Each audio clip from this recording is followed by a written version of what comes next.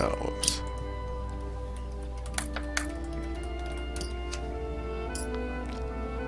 Smooth jumper. So this is the was the executive producer or something on the project, Dave Jordson. He's kind of the guy running the show for Landmark and EverQuest Next. And he also builds. He actually builds a lot in the game. He he not only is the person running the game, but he's probably also the biggest fan of the game too. So That's cool. yeah, it works out pretty well. He said that um, this is the last game he ever wants to work on. Um, he does. It's not that he doesn't like the idea of working on other games, but he always wants to be working on Landmark.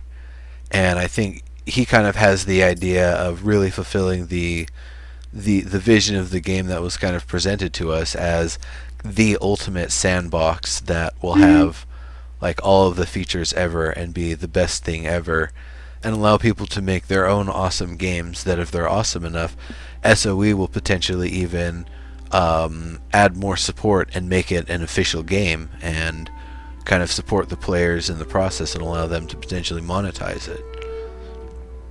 So that's cool. If somebody makes a really awesome sci-fi RPG, that they would actually, open it up and support it and make assets for it. That's totally awesome. Hmm. It's really cool.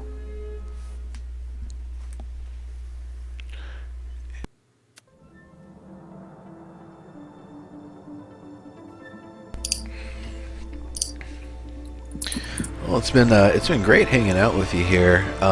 It's getting close to 2 p.m. and that's usually when I sign off from Landmark here. Though it is Thursday, so I don't have anything too pressing usually. I think I have a business call around too, so I might need to jump off for that. But once the show is over, feel free to hang out. I'm usually just doing work stuff here anyway. Me too. Just working. Yeah, It's nice to have someone here talking, to talk to. Kind of fun. absolutely. The like usually after shows and stuff, here's that bug I was talking about where sometimes you'll die when you teleport places. Oh, and I died on his elevator, so it took me to the top. Lovely. Whoops. So I was basically told a two-step process to be able to log back in safely. The first is use the evac to safety feature, which basically allows you to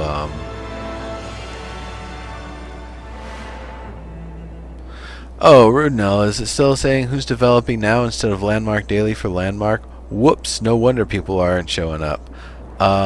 This is Natalie Lawhead. She was here early. I'm just gonna call you Natalie because Yes, do that. America. And yeah, she's the one who made the Tetrageddon. By the way, where'd Tetra come from? There's 8 of the games, isn't there? Was it initially just 4? Oh, well, it's like a combination of the word Tetris and Armageddon, so it's Tetrageddon. I see. Wouldn't it be Tetri? Never mind. Tetrageddon? Nah. But yeah, that's go to Tetrageddon, tetrageddon.com. She is the maker of everything that you see there for the most part, plus or minus, I guess, collaborations with family. It sounds like. Very little. Like, yeah, but that because that was fun. But yeah, I had some help every once in a while with the asset or a little sound recording. Oh no, it's not just one game. It's an entire experience. If it was just a game, that's I would just be like, oh yeah, blah blah blah, and just be able to tell you about. No, there's like 8 games plus all sorts of various weird, funny things sitting on the site. Yeah, things to find. It's pretty neat. Check it out. Play through everything. Have fun with it. Oh, whoops! I did evac to safety again. It took me all the way back to the beginning of the island. Oh well. Or actually, I think I clicked return to hub by accident.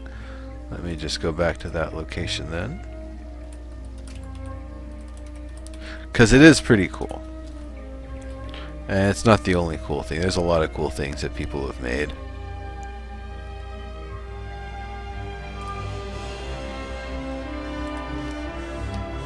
In fact, they actually have 2 contests they're in the process of judging for right now. The Karen one, which is the once again the building that I showed you earlier, and then the Halloween stuff, which wrapped up I think 2 Fridays ago, and they're hoping to have that finished soon. Anybody who won that, I think there's up to 100 winners, gets a skeleton costume. Like the black suit with the skeleton bones on it, and it'll glow. So it's a pretty cute item for Halloween, and it'll be exclusive. Only the people who win it will get it, so there'll only be a few of them.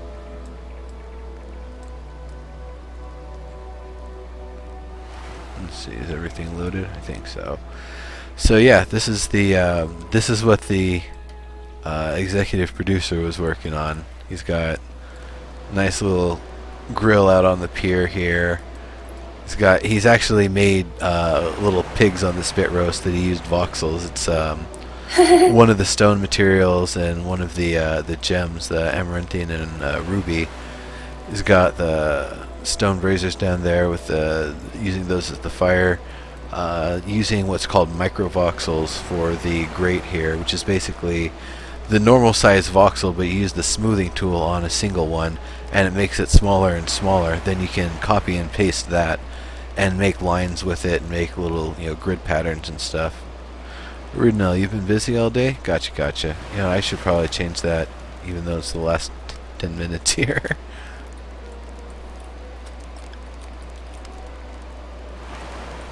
It looks like you can really add a lot of detail here.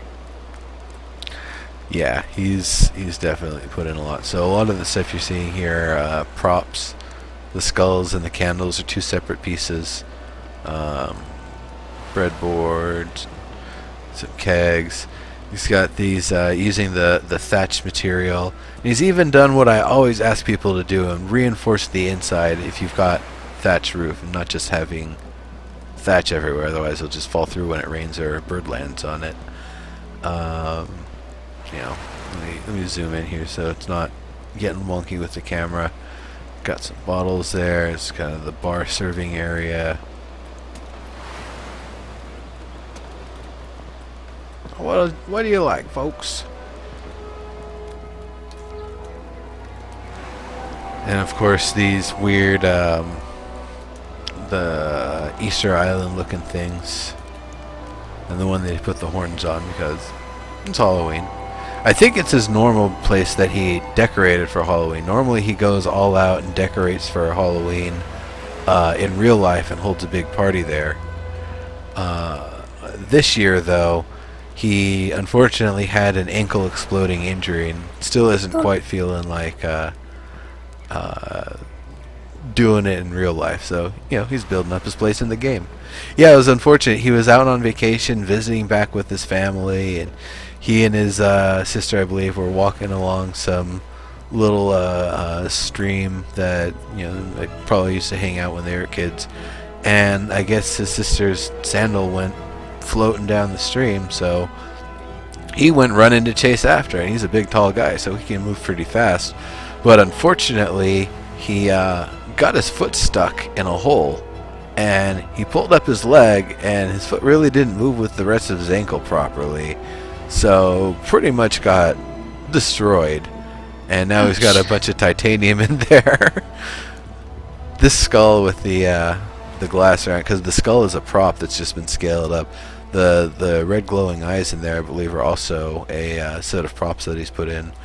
So this here, and that's a new cauldron with the particle effects we're seeing here. Yes, Arudinel, the site is hilarious. It is awesome.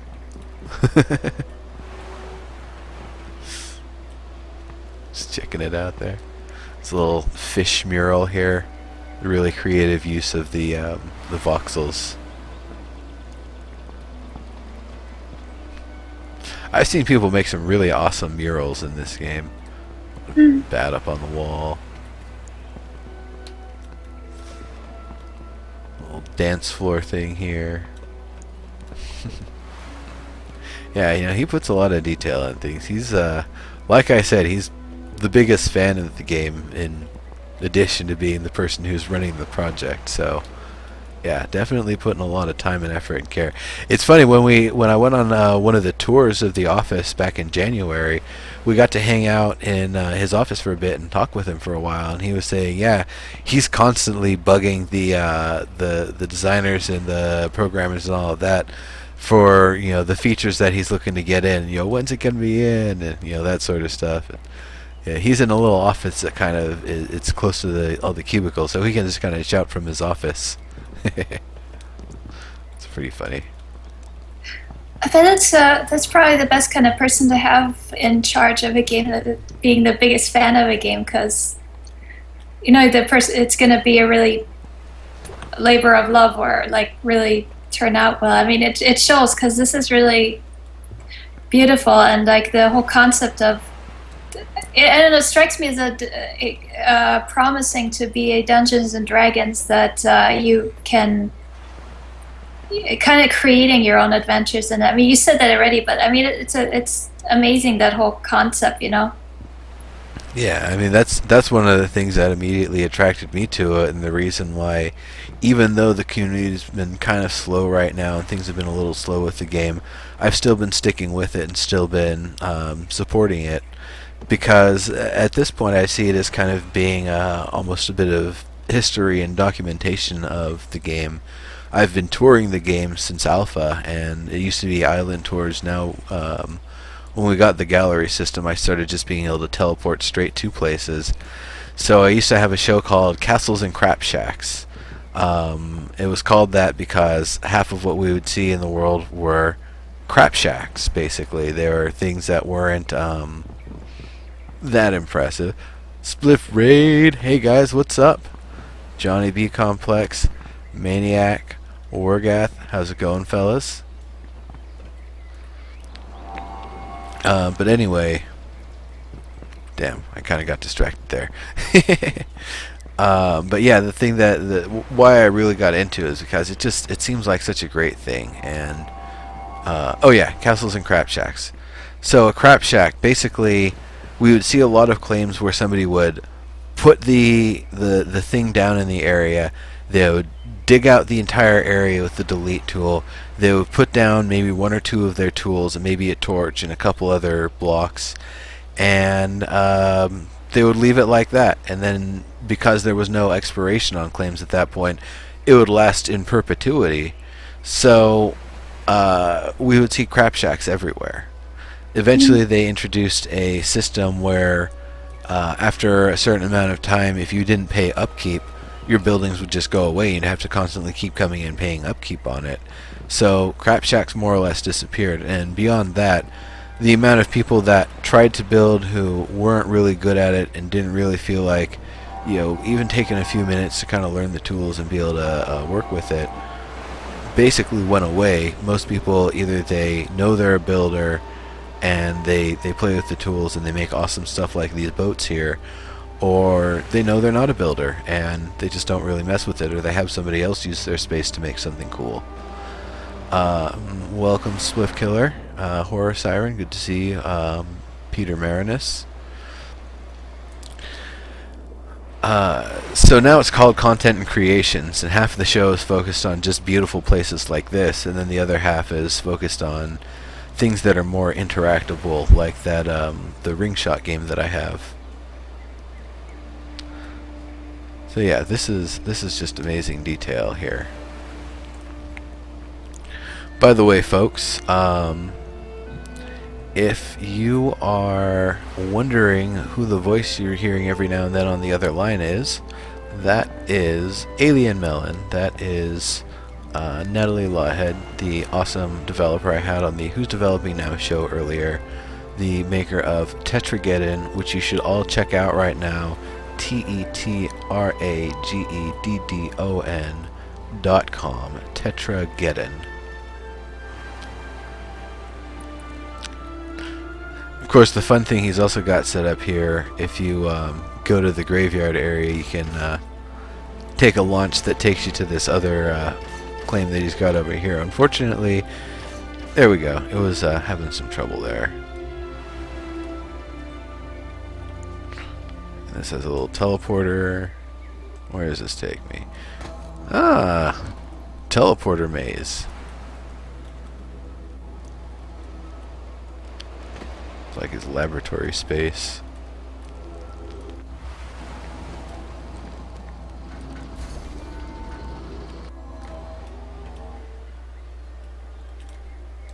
Yeah, so that's the sort of stuff we have. We have teleporters, we have the flinger things that you've seen, we have the moving platforms.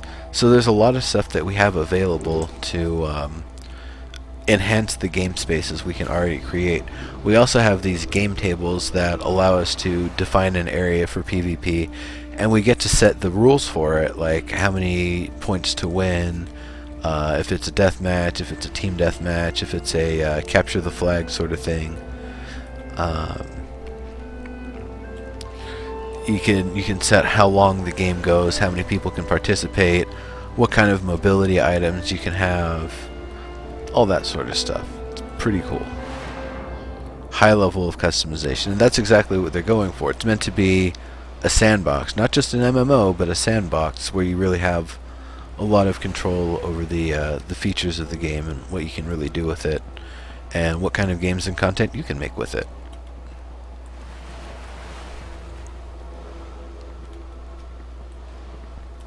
And eventually, when Tetrageddon's all finished up, and you've got an awesome supercomputer, you've gotten mucho bucks because everybody bought it, and like you've got a whole bunch of money from it. Or actually, you're not even going to be selling it. It's just going to be open source.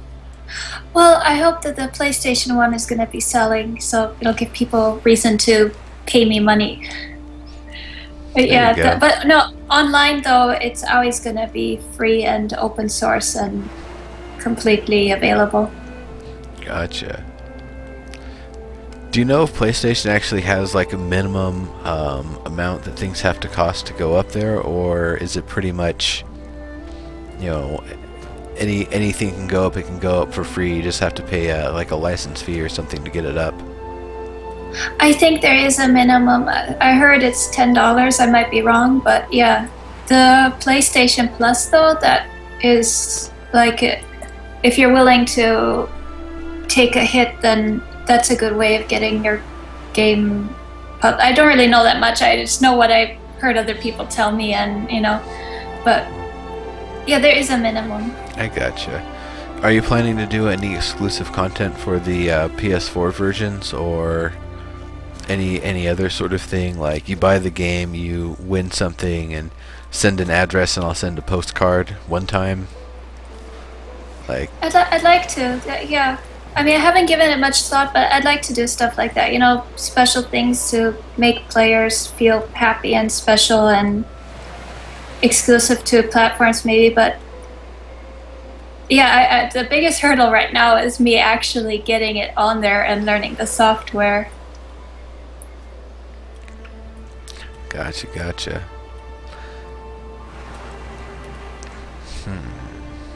Let me show you. Oh yeah. Let me find. What was it? Sci-Fi Bay.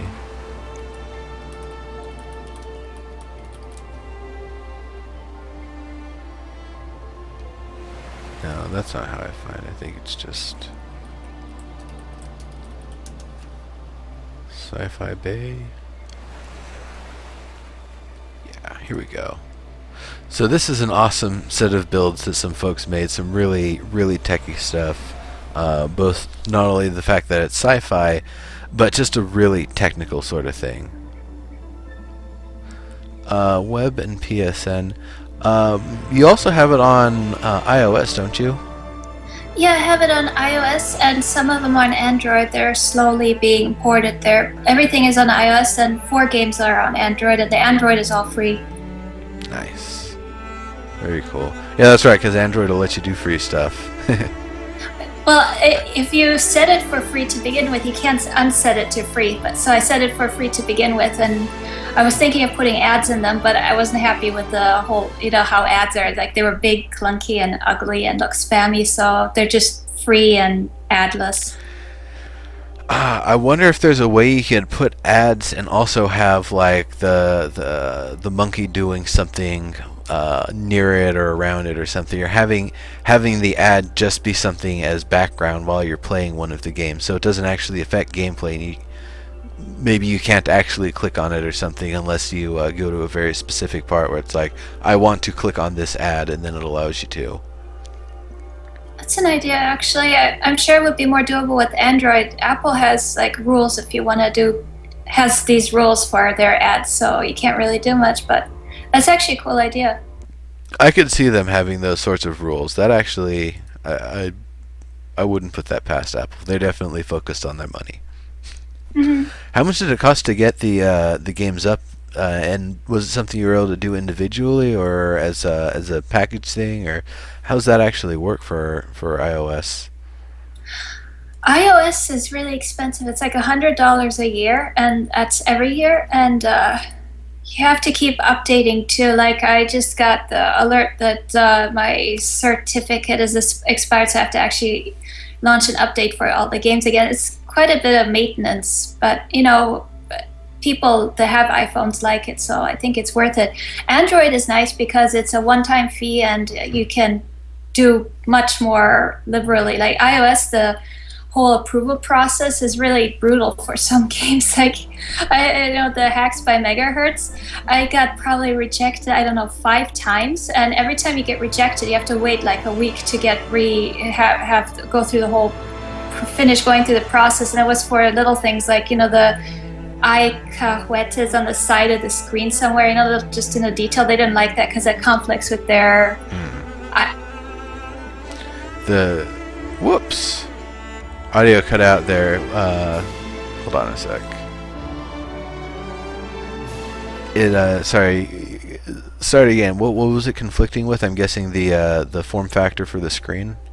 No, their intellectual property. Like it had so lowercase I in any word. They're very emotional about that, so you can't use that anywhere. And then they're pretty emotional about simulated errors, at which my games have like fake error screens. Yeah. So that was another thing that I had to work around.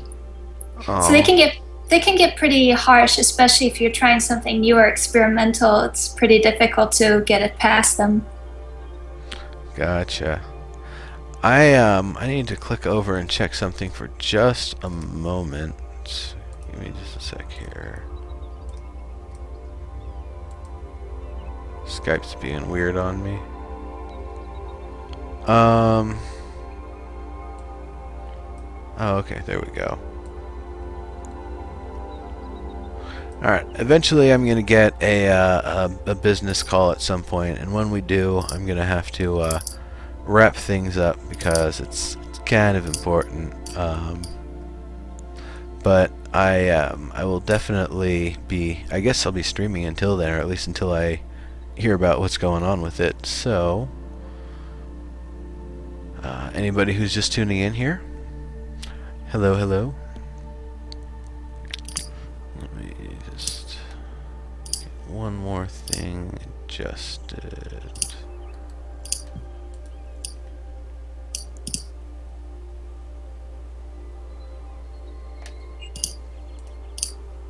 There we go.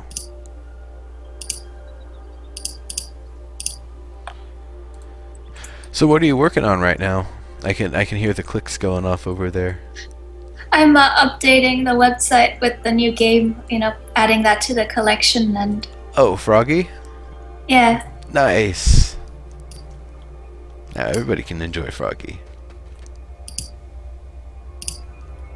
I mean, it was kind of available already. It just wasn't linked up on the site, right? Yeah, it's out there, but people might visit and go, "Hey, where is it?" So, gotta Gotcha. get that connected. Yeah.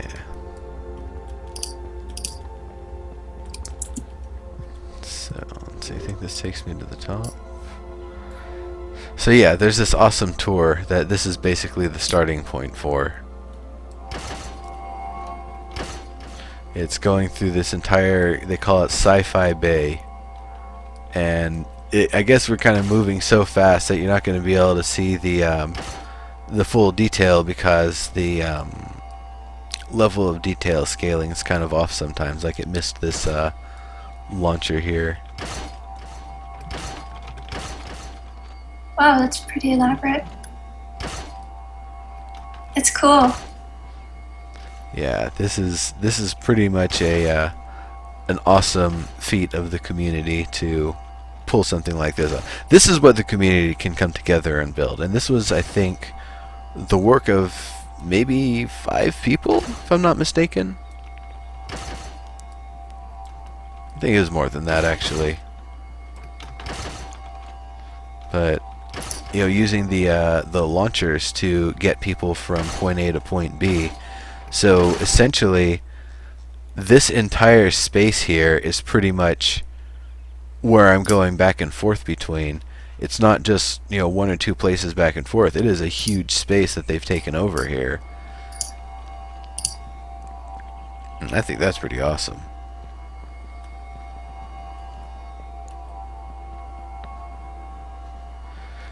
So, Oh, cool.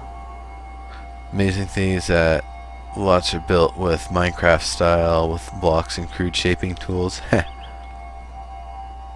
That's true.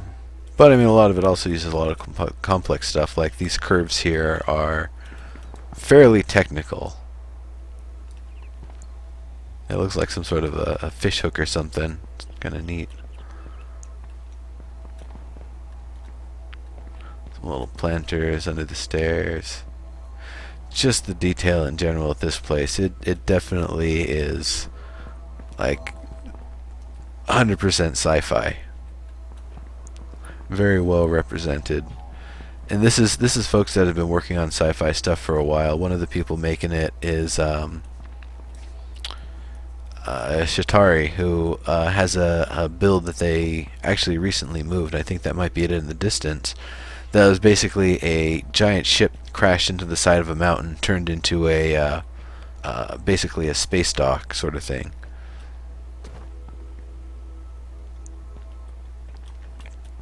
I think I can use that. Yeah, it's basically a narrow water elevator sort of thing.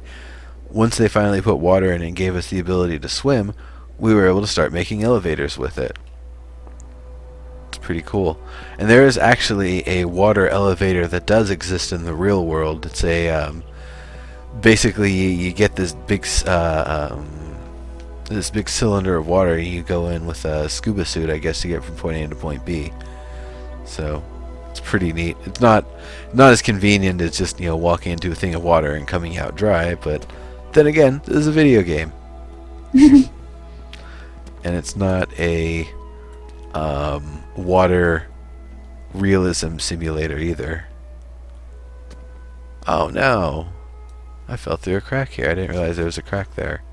Oh no, I can't get back up. Oh well, I can get back up other ways. Nice little planters and stuff. Just every little detail about it is just a really nice build. I love it. And this is one of the many in the area. There's a lot of them here. This isn't even the one I was actually thinking of, to be honest. It looks like there's probably still some work being done on this too. It's pretty cool.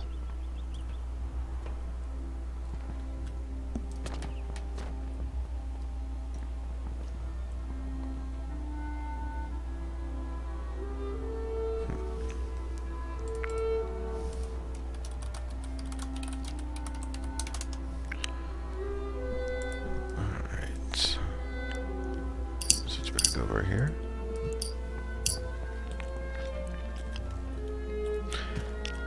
So you've had projects that lasted 3 days to complete, and you had projects that took a year to complete. I can understand 3 days for Offender the first, but did the second was it Offender 2 that you said that took a year? Yeah, because frame by frame animation is really, really tedious. And there's lots of that in there. Like you have the intro, and then pretty much anywhere in the game I saw opportunity to put an animation in there, I did. So I describe it as a playable cartoon, but yeah. And then after you're done with the animation, then there's a lot of work that I did into voice acting and composing. So that was quite a bit too. Gotcha. Were you working on a lot of outside projects at the same time? A lot of like the freelance works and stuff, or I guess commissioned art and contract sort of stuff, or were you Yeah, able? Okay. there Sorry. was quite a bit of interruptions, so it's not like I did a full 100% for a year. Right. Right. Yeah. 'Cause, I mean, even to be working on something for a year for something that I'm not going to say that it's like a tiny project, but it's got a lot of detail, and to be able to get through all the content and play it all, it isn't something that takes 200 hours or anything. But then again, it's also the work of one person, and for one person to put in that much work and be able to do something like that, imagine what if you had 10 or 20 of you working on the project, probably be able to make pretty substantial something that would probably sell for $20 or more on Steam with the finished game and content you'd be able to come up with. Mm. Yeah, I'd love to work with people eventually. I mean, I'm sure I'll eventually get to know people and probably, grow into a project. That would be awesome. But then I could definitely have a social life, not because right now I work on this in all the spare time I have. Yeah, yeah. Rumzel in chat, I agree with you here. This definitely looks like Eve ships and things that you would see in that game, and I think it kind of makes sense because a lot of what we're seeing in that game is big, giant, blocky ships that have hundreds to thousands of people manning them, but we see them as a little ant on our screen. So a lot of the detail is able to be kind of blocky, and you use in a lot of places where there's little gaps and stuff here and there to add more detail. And I definitely see the parallel. I see also a lot of some of the like Mass Effect and some areas of Star Wars, even some Star Trek going on in here. A lot of things that are very familiar from a lot of sci-fi, which is what makes it really successful. It's just a great, awesome place here. I'm really enjoying it. And you can hear my answering machine, I think, in the background. And a random lava room, just because. I think this one's still a work in progress here. I think a lot of the stuff here is actually still a work in progress, but that's totally cool. I'm really glad to see this stuff being built up and utilized. I'm sure eventually we will get into sci-fi build contests and stuff, and they'll be like, oh, yep, here we go, we win. They're gonna have all sorts of different contests and stuff too. They're gonna have PvP arenas and other holiday themed sorts of things. They did the one for Halloween. I'm sure there's probably gonna be something Christmas themed, or general December holidays themed at least. I think this one down here might be the one that I've been meaning to get to show you, because this one, what's so amazing about this place here, you can see it's barely poking out of the ground, but that's because the entire thing is basically underground. They're using the entire space of 4 claims connected together to build basically something that looks like a big functional city. And the fact that you really aren't seeing too much outside of it, it kind of almost has that Disneyland effect, that once you're inside the main street, all you're seeing is Disneyland. Well, the same thing here.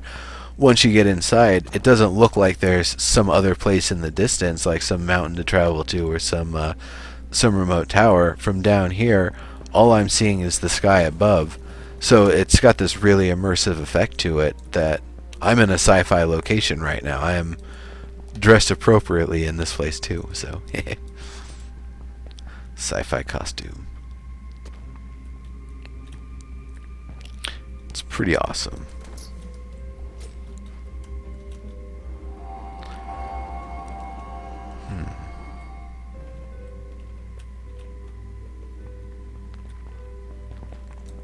Little ship over here.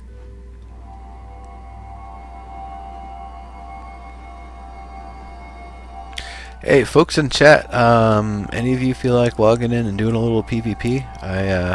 I've been itching to do a couple more battles in the water arena recently.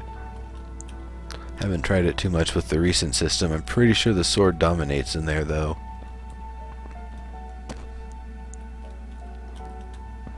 We shall see.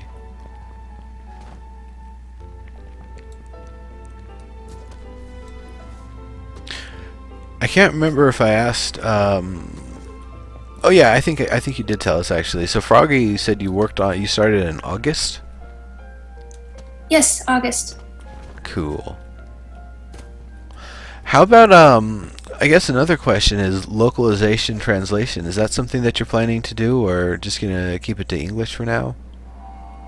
I heard that the only thing you have to do to be accepted is to translate the description of the game, but the game itself can be English. I'm not too sure how to approach it because I could pull it off in German because that was my first language, but that's about as far as I can go.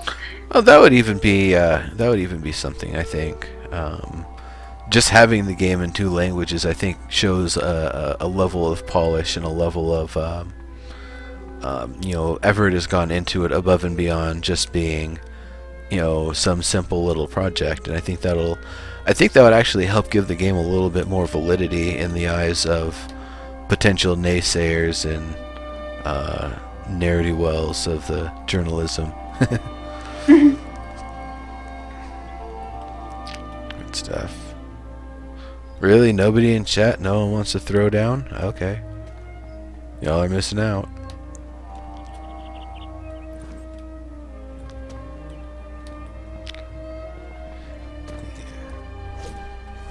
Oh yeah, and this big ship up here.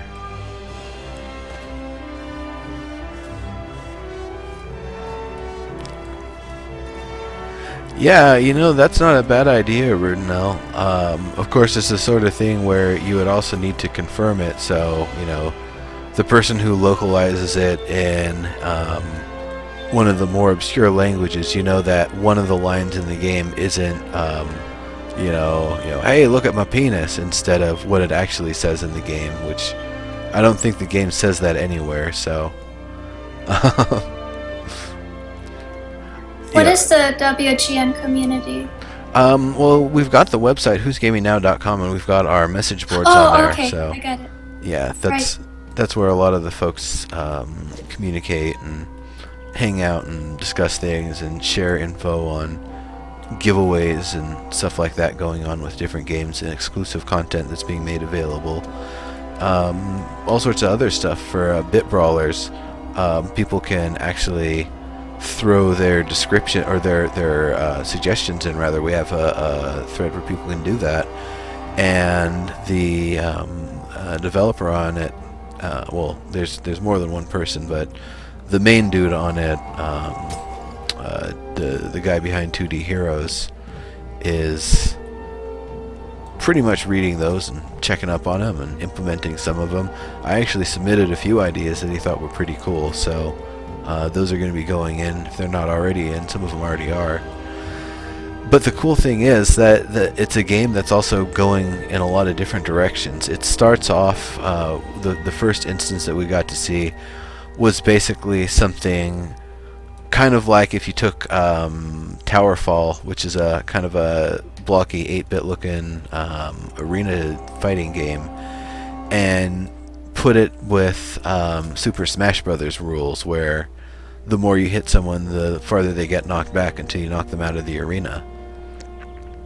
But that's just the first thing. It's actually, he's working on the ability for people to make their own creatures, their own level segments, and actually it's going to be a procedural roguelike where you earn equipment in the dungeon part that you can then bring into the arena part when you're battling other players.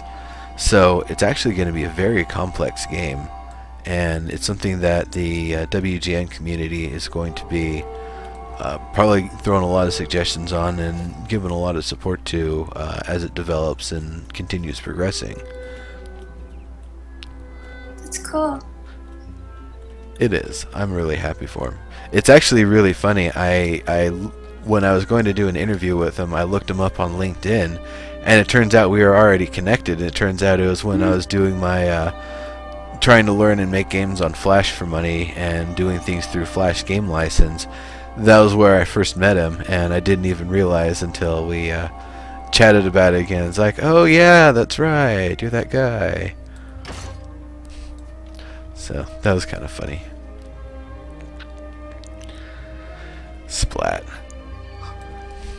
Those launchers, it's funny, you just kind of splat when you land. You don't take any falling damage, it's something that's built into it, but just to pancake when you land is pretty funny.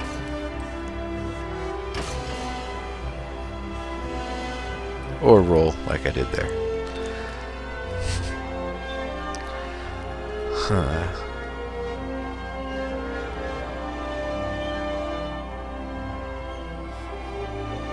Google Translate would not be good enough to make sure it's not flappy dongs or something in the description. Yeah, absolutely right. That's why it's a sort of thing where, you know, asking from the community, it's a cool sort of thing, and it's definitely something where, you know, help would be possible. But the more removed people are from a language, the harder it is to determine if something's appropriate or not. So unless we have somebody to check somebody on that language, it could be sort of an issue. Like I can't read Chinese at all, to be I'll admit it. It's I honestly sometimes have a hard time telling Chinese from Japanese.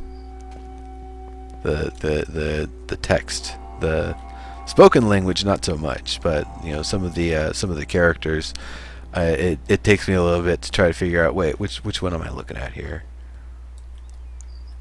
The Chinese is awesome. Like if I remember correctly, the word for politician is the word for hat on top of the word for butt.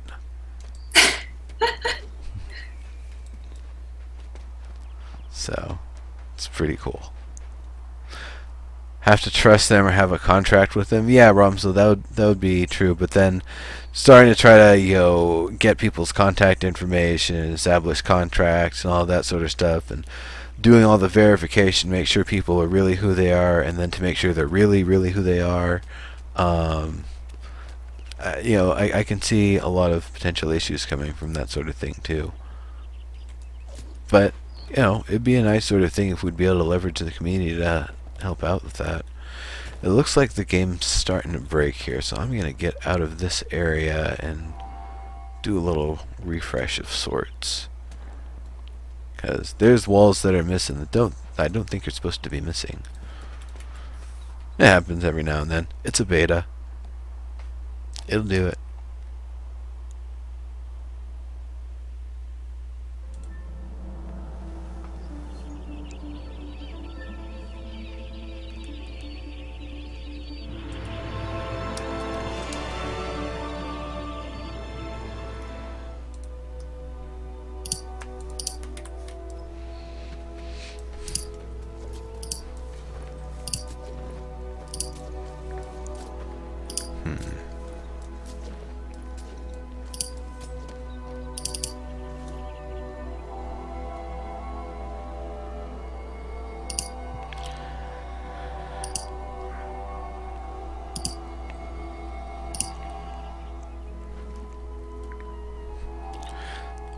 Is the idea of broadcasting while you work, while you do development, something that has ever interested you at all, or is it something that you'd rather just kind of work behind closed doors and make everything else available? Has never really occurred to me. That might be interesting. It's actually something that's been really growing, becoming popular. When I started with broadcasting back in January, I didn't really know very many developers who streamed. I know a lot now. Triple A's, indies, everywhere in between.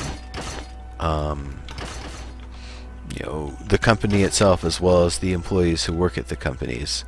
So it's for me, it's been a lot of fun. I've really been enjoying the extra interaction with developers and not just the people that are actually making the game, but also the community managers. They're always really knowledgeable about the games. Really, generally, they're really awesome people to hang out with because who wants a community manager that's a stick in the mud, right? So it's got to be someone that's at least enjoyable. And we've had community managers on before and great interviews. They actually know quite a bit about the game because they have to talk about it. So it's a lot of times just as good as having the developers, the people working on the code and the design and stuff on to talk about it. Plus being able to actually talk about the community angle of it. That's something that it's always a really relevant subject when talking about it and doing interviews on Twitch here, because Twitch is one of the main areas where games are starting to branch out now, that we're seeing a lot more people streaming games that actually integrate Twitch, like Choice Chamber I would say is the best example. Did you get a chance, did you see that at all at E3 or Indiecade? Yeah, I did. I think it was. Yeah, I checked it out. Yeah, the kind of neon-looking, flashy platformer with the chat involvement. Yeah, that one. I played a little bit of that the other day, and it was a lot of fun. In fact, we're actually pretty over for the landmark time. I still haven't heard back about the potential pending business call, but until that comes up, I think I'm gonna fire up some Choice Chamber and let you guys try to kill me.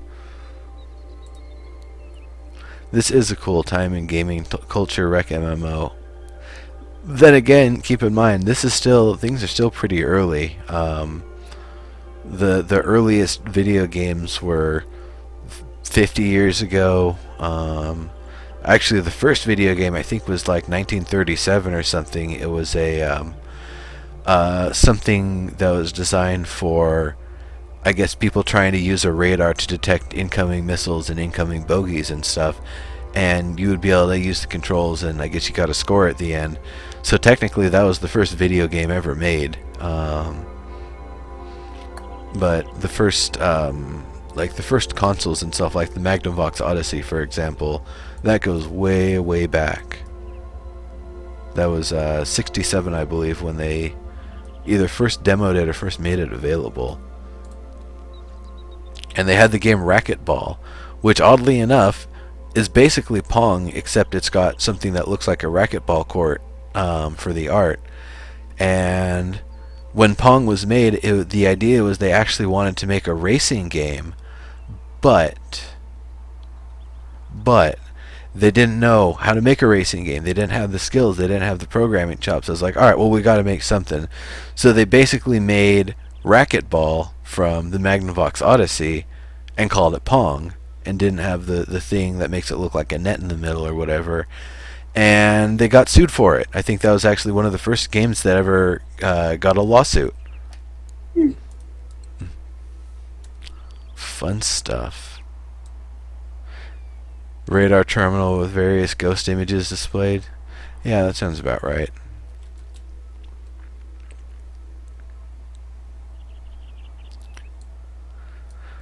Alright.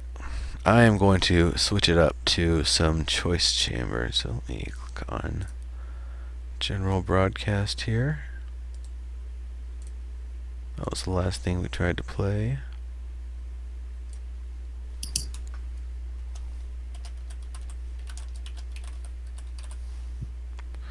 Choice Chamber. And let me move the minicam window so you can see me a little bit better, because you're just looking at a black corner now, I think.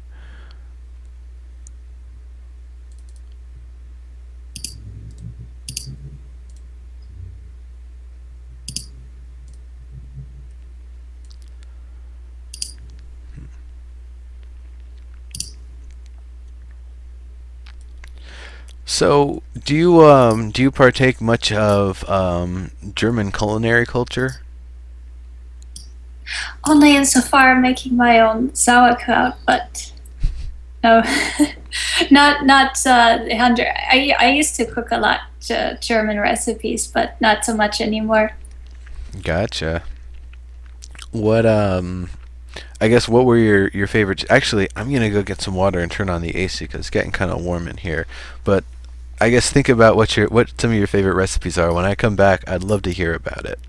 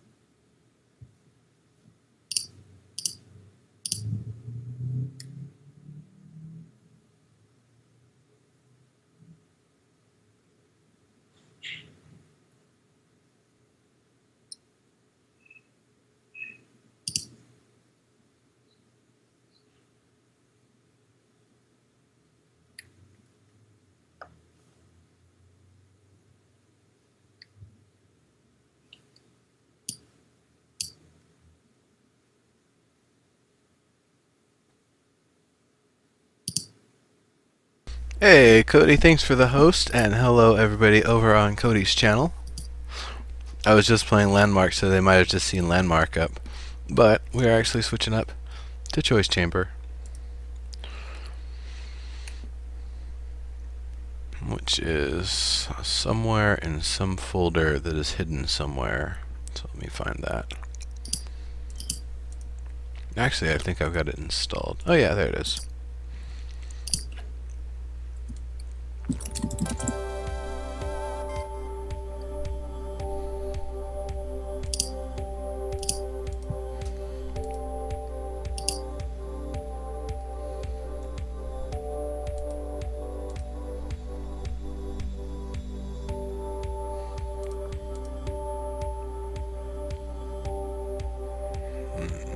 think I'll have to do this as a window capture.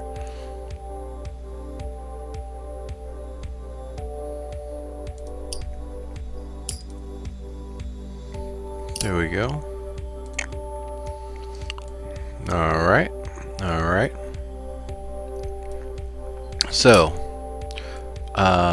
recipes, favorite dishes. Well, a really big thing was Berliner. I'm not too sure if it's completely German, and that was kind of like European version of donuts, where you have it's like a doughy thing with jam inside, and that was lightly fried or deep fried. And then another fun thing was Spätzle.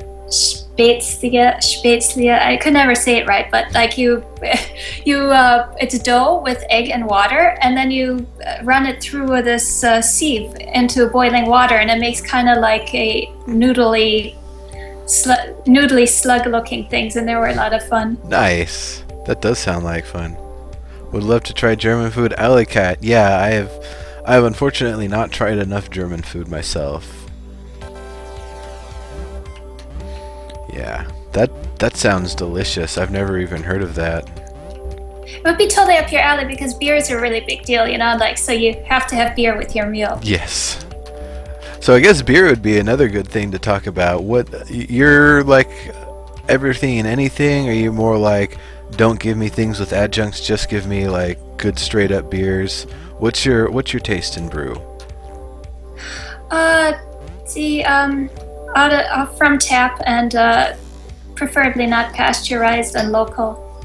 That's what I like. I mean, the local is something that it's hard to get out here. It's microbrew is the closest you usually get. I brew when I can. What we haven't been recently. I actually have been really meaning to make a cider sometime. Haven't done that in a while. And the last time I did, I used a champagne yeast, so it took a year and a half to finally ferment down. It was damn good, but I think I'm fine with the taste of an American one, the ale yeast. So if you folks want to kill me, give me the pogo jump. Otherwise, I actually really like the double jump.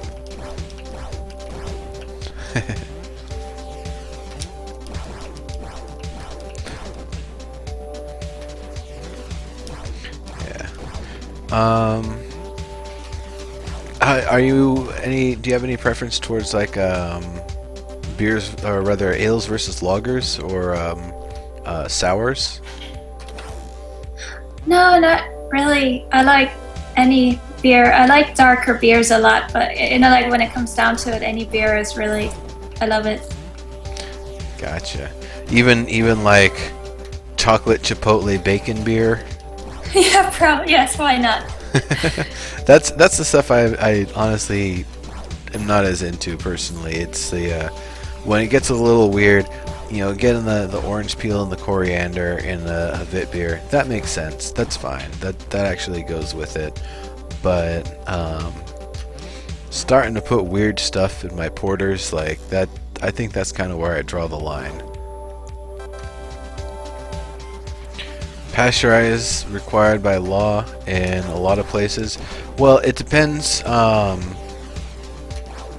guess probably in a lot of places in the United States at least. But when I make something, I don't have to pasteurize it. I don't have to pasteurize it. I don't have to filter it. But at the same time, I'm not technically supposed to sell it, so I don't.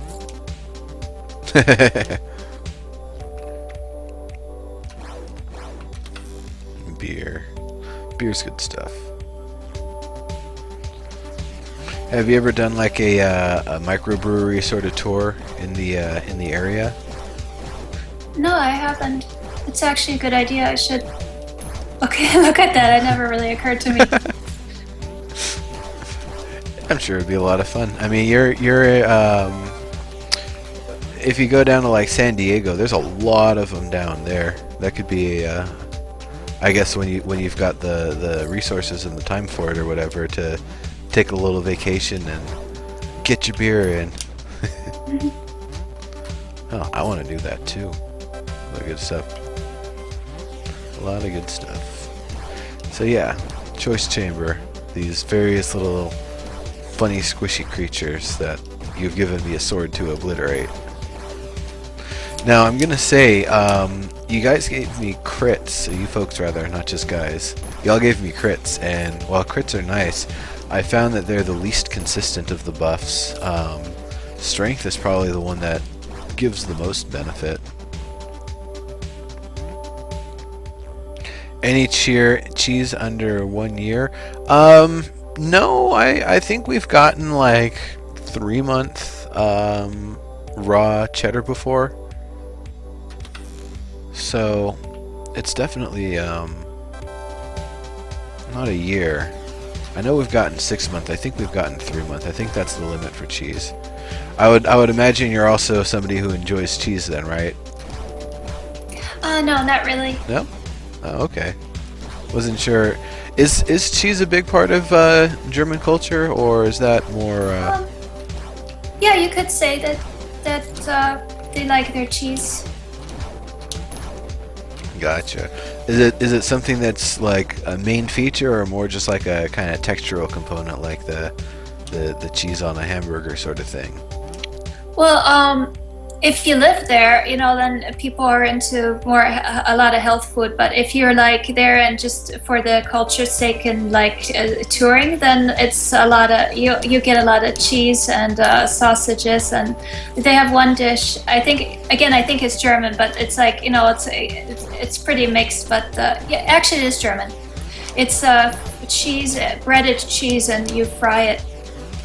That does sound delicious. That sounds honestly like carnival food.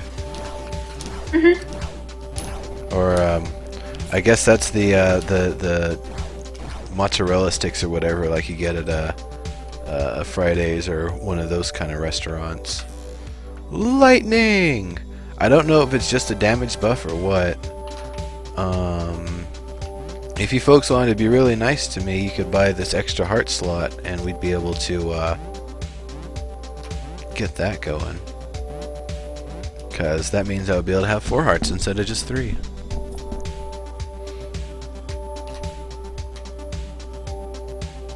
Is this not linking up to chat? I'm not seeing all of the... I guess you would just need to type slot into chat to make it appear.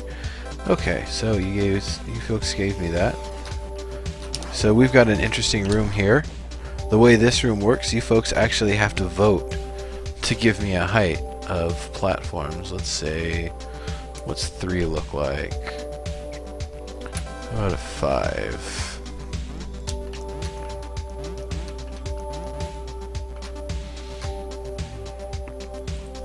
What if I give myself a 7? It's kind of cheating for me to be doing this. You folks are really the ones who are supposed to be giving me the platforms here. Let's call it 3 again. Whoops.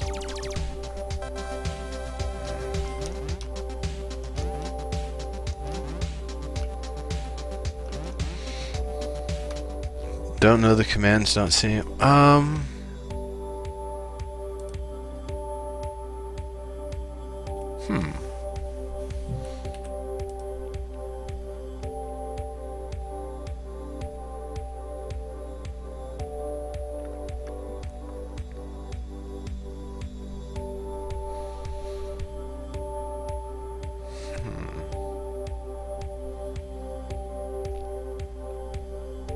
Weird.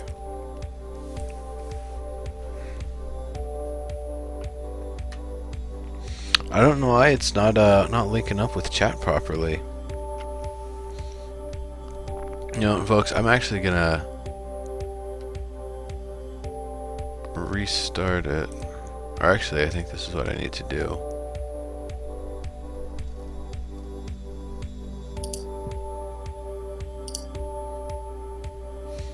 I think that is what I need to do. Alright. So now you folks should be able to see stuff. So let's see. You did more crits. Get no hearts. Thanks, guys.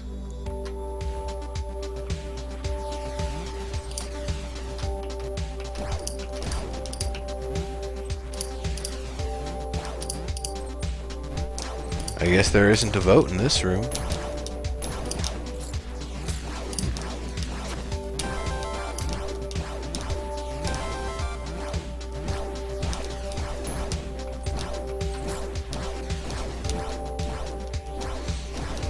Now you guys are gonna see her. I gotta stop saying you guys. You folks are going to see one of the hilarious larger creatures of the game.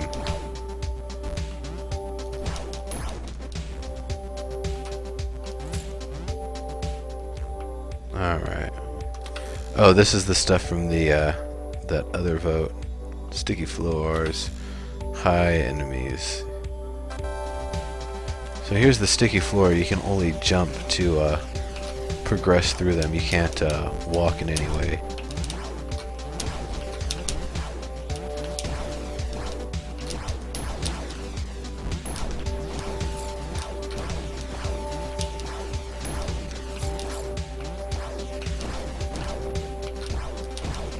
Nice. Taking things out pretty successfully here.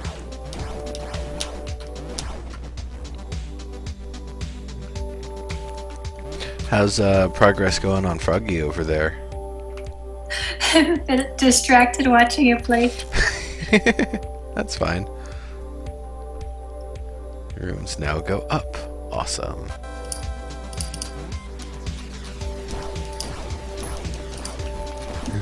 There's nothing wrong with getting to check out a little bit of gameplay every now and then. Oh no!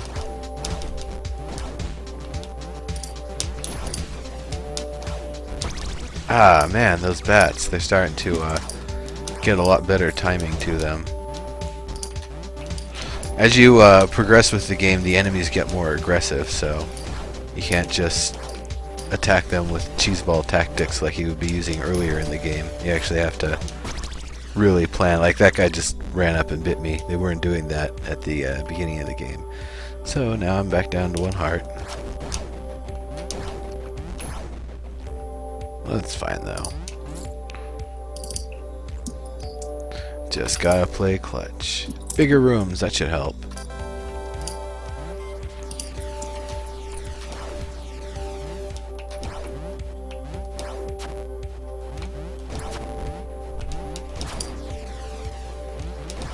Alright.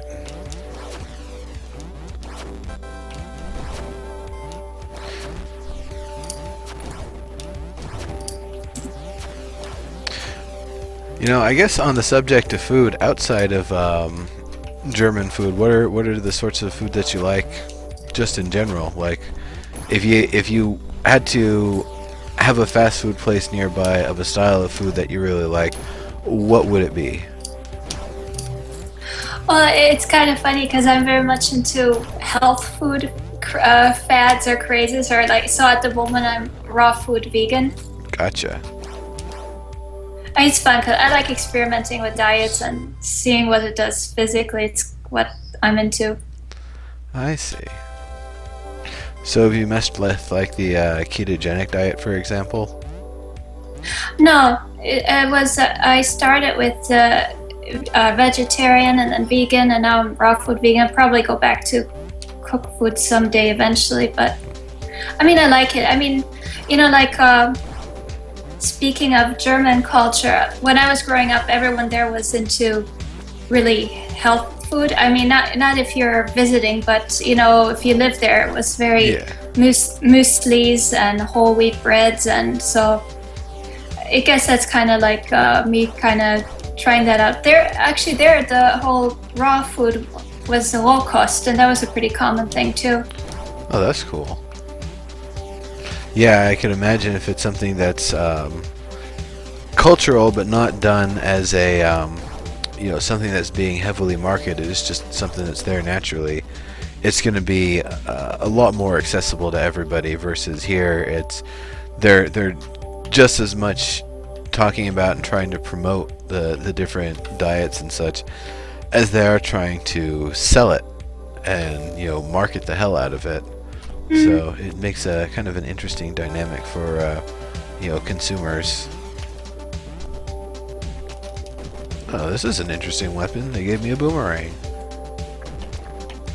This is lovely. Thanks, folks.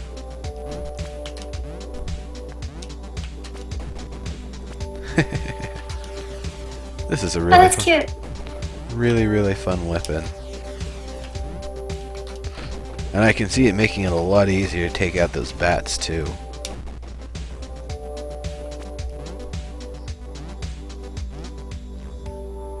What'd you give me here? Stronger. Nice. Good choice, folks.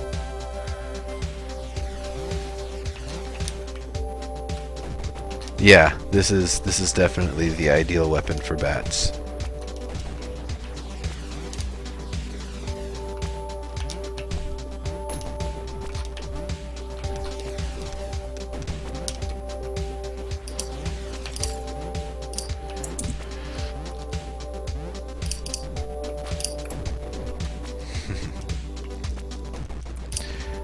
Choice Chamber is an awesome game. I'm really excited to see as more features go into it. Honestly, I wonder if it's ever going to have workshop functionality and people be able to actually make their own weapons and rooms and creatures and that sort of stuff. But I'll be able to ask him. I think we've got an interview scheduled in a couple of weeks here, so I'll be able to ask him myself.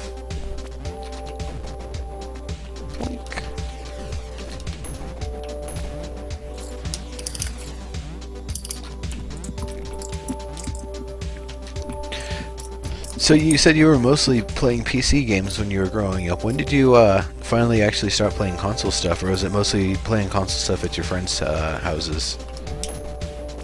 It was mostly that case, and then when we I moved to the U.S. in let's see, 2003. That's when I started.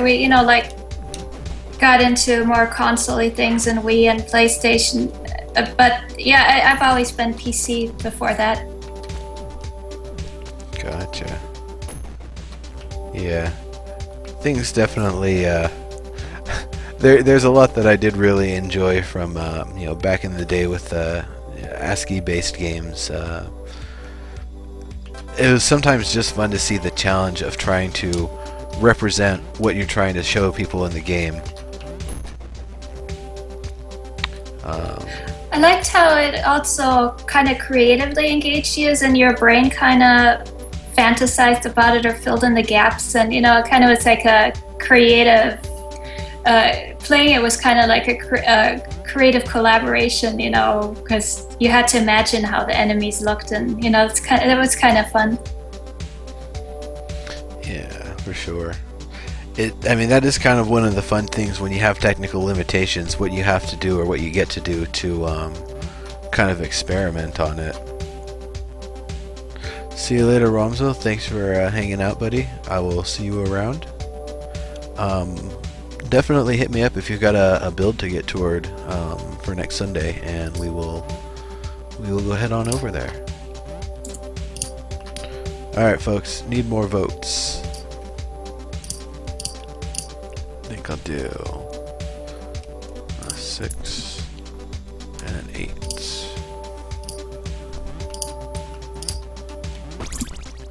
Oh no, it was a damage heart.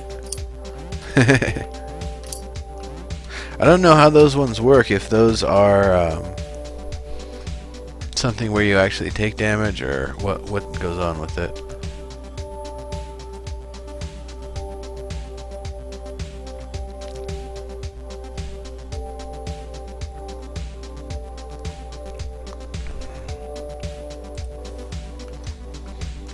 Hooray! Thanks, folks.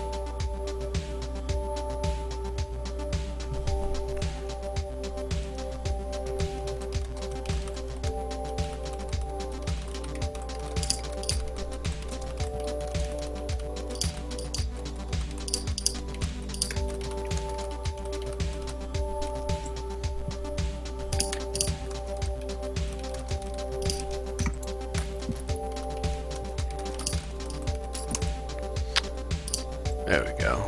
So I finally heard back about the business call going on. I don't know if it's actually going to be happening in the near future. It might be something that's delayed till tomorrow. So I know we had a major meeting scheduled tomorrow. I thought we think we just had like a little minor catch-up sort of thing, but it's being postponed. So I think after this game I might wrap up and go get something to eat, because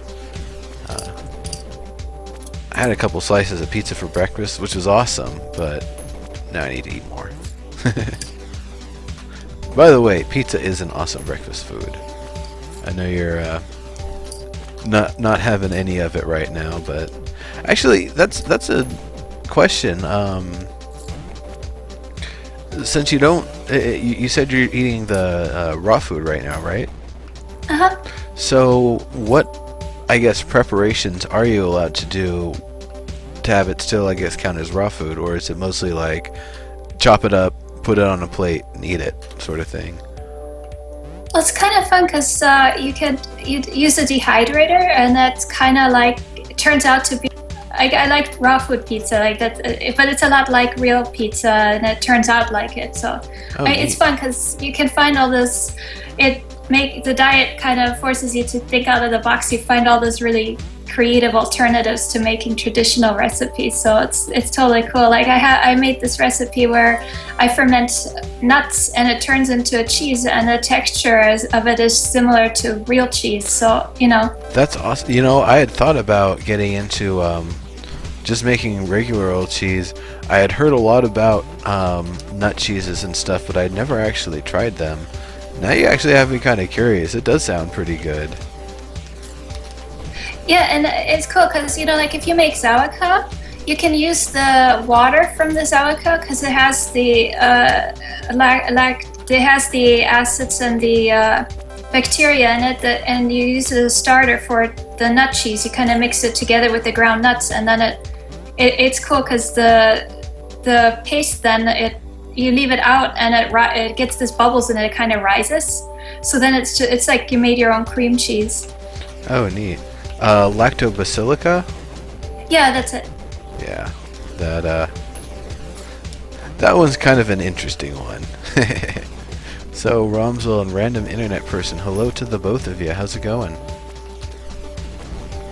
Welcome, or no, excuse me, not Romsel. You're heading out. Sorry. Random Internet Person though. You just came here. Hello. Cheese has lactose unless it's hard cheese. Well, we were talking about the nut cheese, the raw. So okay, so fermented is something you mess with. Do you get into kombucha at all? Yeah. Oops. Got some downstairs. You know, the fat pancakes, kombucha pancakes. They're cute. They're a lot of fun. Gotcha. Yeah, I've never tried it. It seemed like something that was maybe a little weird for me, I guess.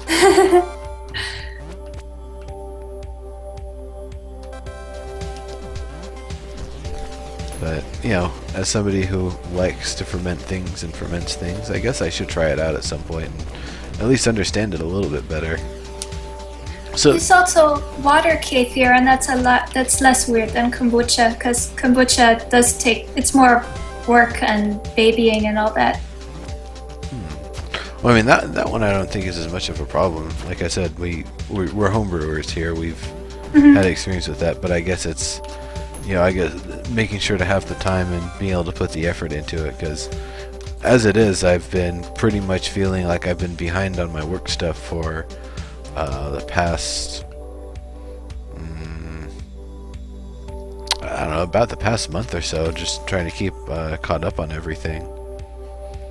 Because 45 and a half hours is a lot to broadcast, plus trying to find guests, keeping relevant on the information for, you know, different games and products, and also trying to set up all the stuff with Who's Gaming Now, because we're still constantly growing. This boomerang with the fire mod is working really exceptionally well, folks. Great choice.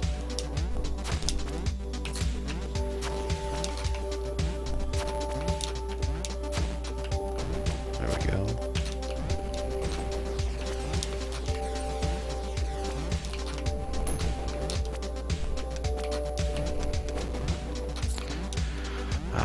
Is this sticky floor? No, that's icy floor. We had sticky floor earlier, but I guess we got the icy going. On the ricochet.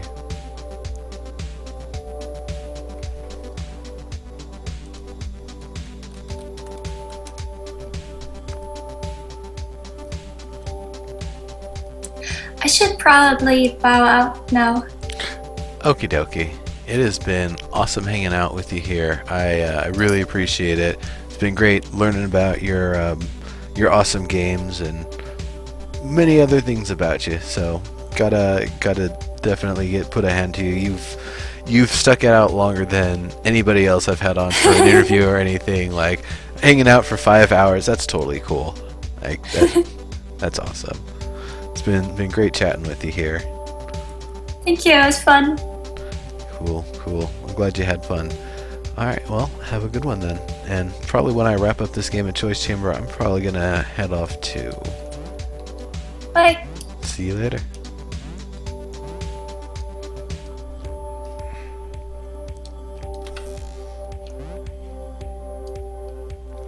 Alright, everybody, it's just you and me now.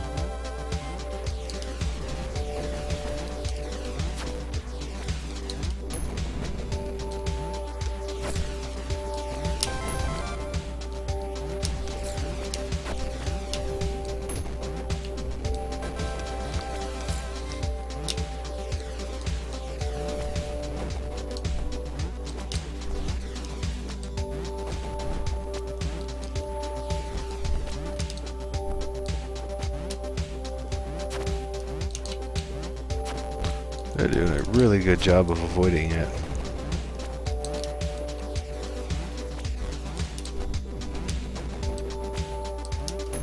There we go. Just put it right in his face.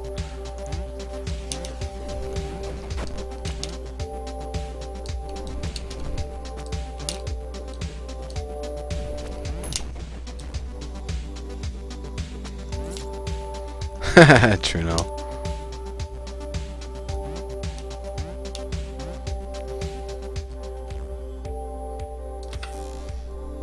Warp 5 rooms. Pogo jump. Aww.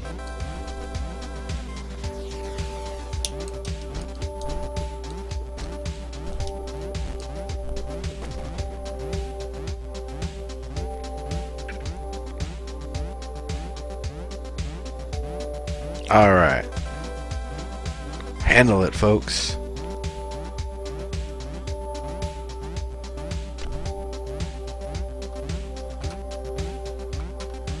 Nope, too high. Gotta start with 2.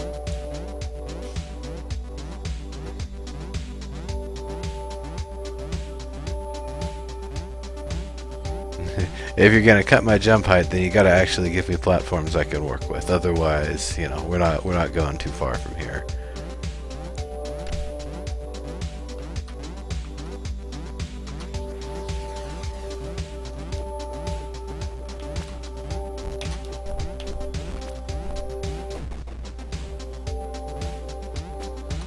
Could I get like a 3 now?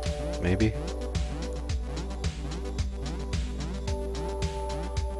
Or another 2?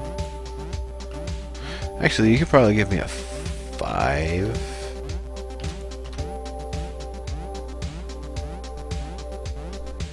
I don't think I'm gonna have the height to get the platform there. Alright. Just get me to the end then.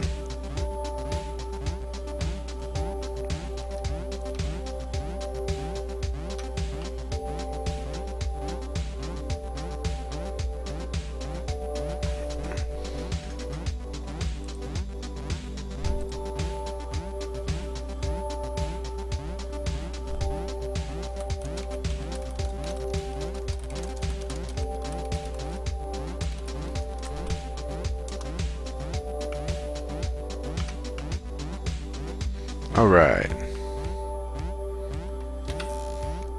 Rooms are bumpy. Husky enemies. Alright.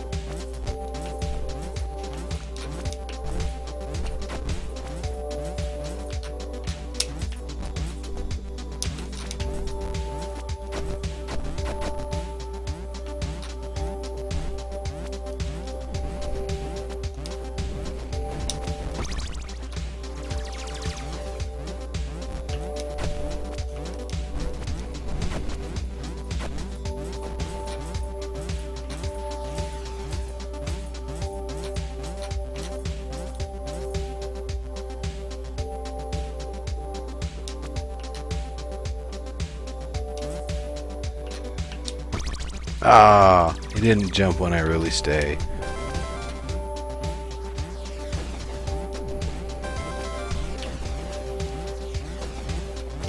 Oh, 2 luck hearts. Well, that's awfully nice.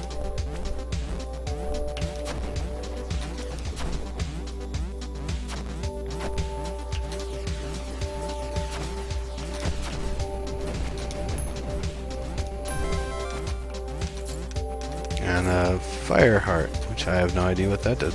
I don't know what the different hearts actually do or mean, except the spiky ones are bad. So 2 luck hearts and 2 fire hearts.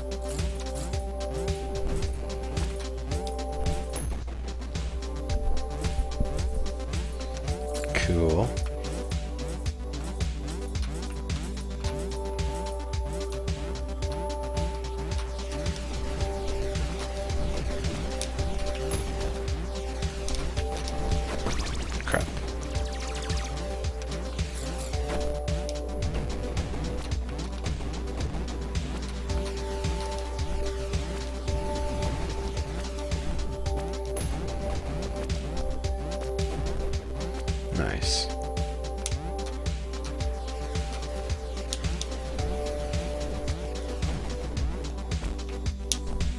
Ugh.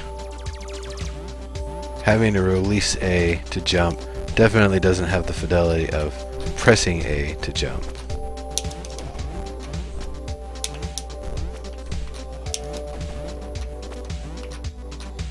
I think I'm about to be told about an unbelievable product.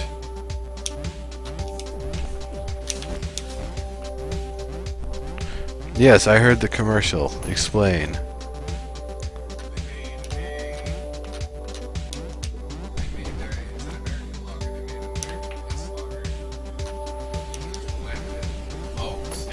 What? That might actually be a decent tasting pistol logger.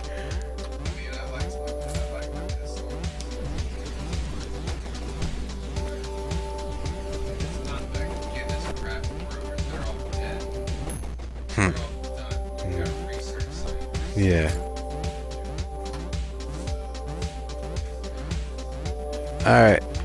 See you later, Alley Cat. Crap.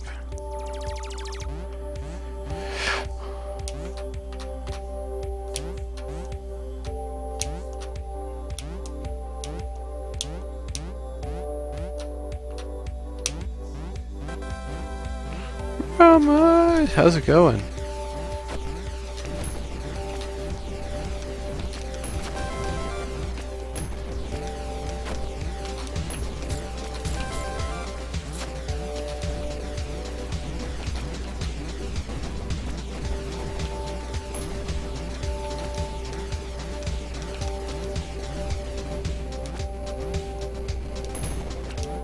Boom.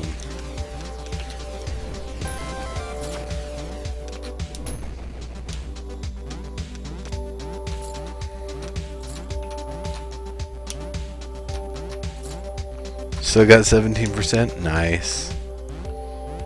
So, what's this? Rooms are now bigger. Fantastic.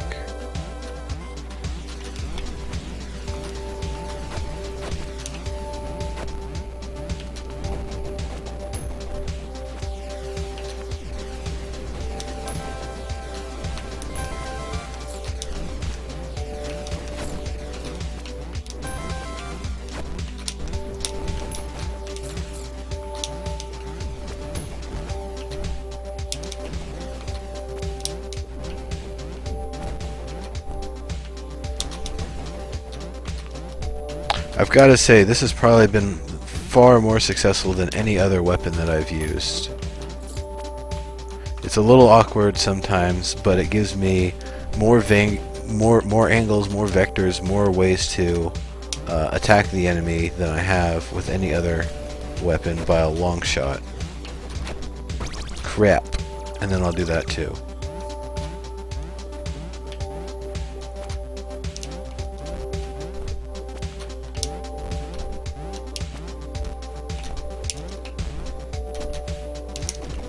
There we go.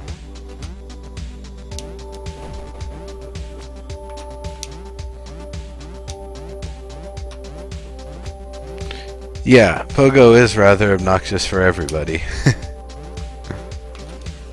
You tried to kill me. You tried to kill me with the Pogo, but it didn't work. It just backfired right in your face.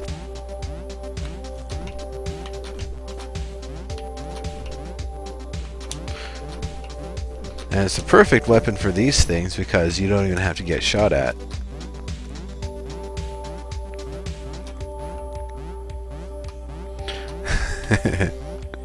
Ice mod. A gizmo.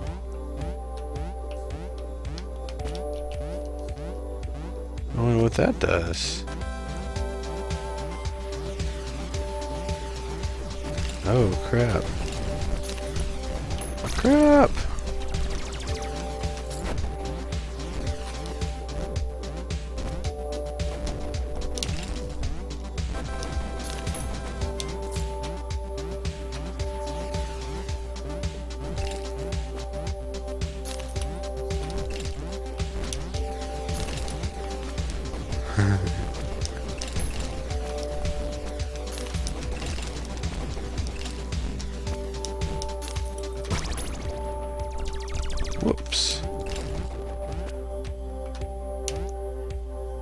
I gotta get some more health here.